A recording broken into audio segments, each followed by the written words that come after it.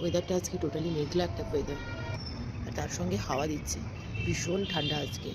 আছে প্রায় 9টা আর কি। এদিকে চা বানাচ্ছি না শুধু, তার সঙ্গে রান্না বান্নাটাও শুরু করে দিয়েছি, কারণ আজকে দিদা আসবে, দিদা এখানেই লাঞ্চ করবে, তো সেই জন্য আর কি রান্না বান্নাটা শুরু করে দিলাম।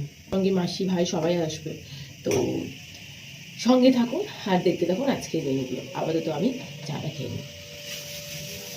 দুপুরে রান্না বান্না করলাম পেঁয়াজকলি আলু শিম ভাজা, ডিমের কারি, আর তার সঙ্গে রয়েছে পাঁচমিশালি ডাল টকটক করে, আর এদিকে রয়েছে পালং শাকের শীষ চচ্চড়ি, বড়ি ভাঙা, মূলো, শিম, টমেটো, আলু দিয়ে, আর এই হচ্ছে মিক্সড পনিরের তরকারি। সবাই মিলে বসে একসঙ্গে লাঞ্চ করে নেওয়ার পর দিদা, আমি, মাসি, তার সঙ্গে আমার ঋষি বসেছি এখন গল্পের আসরে।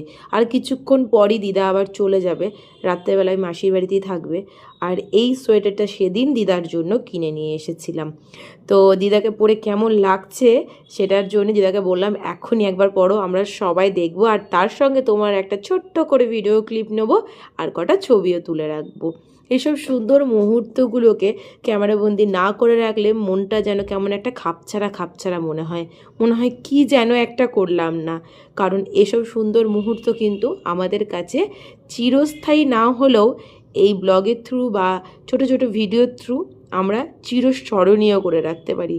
যেমন আমার দাদুর ভিডিও আমি এখনও দেখি আর ভাবি যে সত্যি সেই সময়গুলো ভিডিওগুলো নিয়েছিলাম বলেই এখনও দাদুকে দেখতে পাচ্ছি।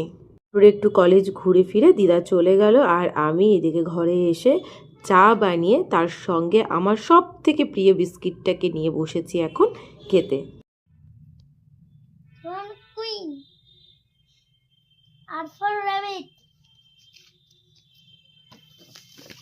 ওরে বাবারে, এই হচ্ছে ওর একা একা পড়া। আর আজকে একা একা পড়ছো কেন গো তুমি? হ্যাঁ, ইনি হচ্ছেন পকোড়া লাভার, তো পকোড়া খাবে, ওই জন্য আমাকে বলছে কি করবো আমি। দিয়ে তুমি কি করবে? একা খায়? ঠিক তো? প্রমিস তো? ঠিক আছে।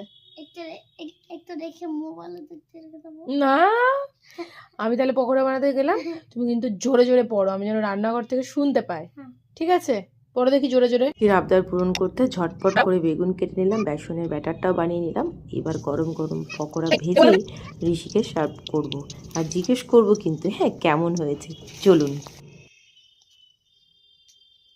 কেমন হয়েছে গো আমার বেগনি? ভালো, সুন্দর।